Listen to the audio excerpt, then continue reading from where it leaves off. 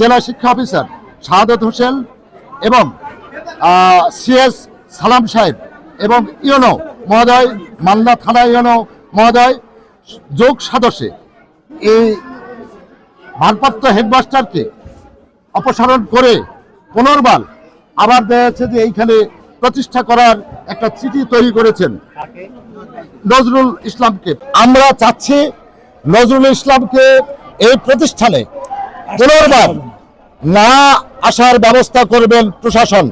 বিভিন্ন দপ্তরে স্থানীয় প্রশাসন থেকে শুরু করে সর্বোচ্চ পর্যায়ে আমরা বিভিন্ন দপ্তরে ডকুমেন্ট সহ তার অভিযোগগুলো উপস্থাপন করা হয়।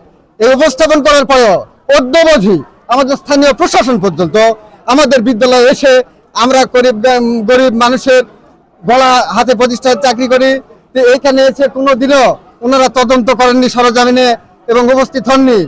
আমাদের প্রতিষ্ঠানের প্রধান শিক্ষক নজরুল ইসলাম, সে আমাদের দুর্নীতিকর স্কুলের, সে ভালো পড়াশোনা করে না, সেই স্কুলের অর্থ সে পরীক্ষা ফি নেয় অনেক।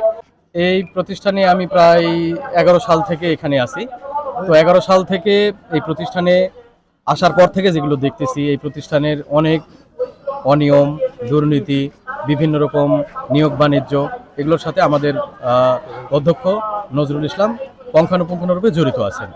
আমরা চাই তার এই তদন্তগুলো সঠিকভাবে মূল্যায়ন হয়ে তাকে যেন এই পদ থেকে একবারে চিরতরে অপসারণ করে।